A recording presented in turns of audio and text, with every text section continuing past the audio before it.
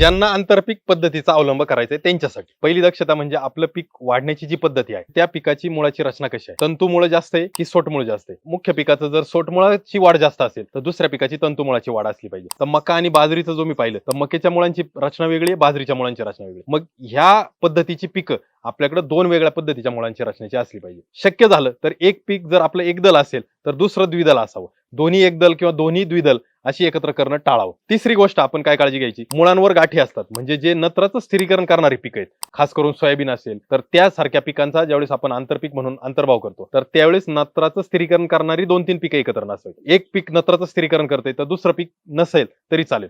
अशा वेगवेगळ्या पद्धतीच्या पिकांची आपल्याला निवड करायची. तिसरी काळजी आपल्याला काय घ्यायची, आपण निवडलेल्या पिकावर येणाऱ्या किडींची समस्या कोणती. मग काही पिकांवर अळीची समस्या येते, काही पिकांवर रसशोषक किडीची समस्या येते. तर वेगवेगळ्या किडींची समस्या येणारी पिकांचा आपण निवड करायचा, ना की दोन्हींवर समान किडींची समस्या येणारी. म्हणजे उदाहरण द्यायचं झालं तर सोयाबीन मध्ये मूग उडीद जर केलं तर तिथं पांढरी माशीचा प्रादुर्भाव वाढू शकतो, अळीची समस्या मोठ्या प्रमाणात वाढू शकते आणि ती दोन्ही पिकांना धोक्यात आणू शकते. तर त्यासाठी आपल्याला एका पिकाला या पद्धतीची कीड आहे तर दुसऱ्या पिकाला वेगळ्या पद्धतीची कीड असेल तर त्या पिकांची निवड करायची. मग ही मुळांची रचना, पिकाचं कूळ, त्यानंतर त्यावर येणाऱ्या कीड किंवा रोगाच्या समस्या या सगळ्या बाजूचा विचार करून आपल्याला आंतरपीक पद्धतीचा आपल्या पीक निवडीचा निर्णय घ्यायचा आहे.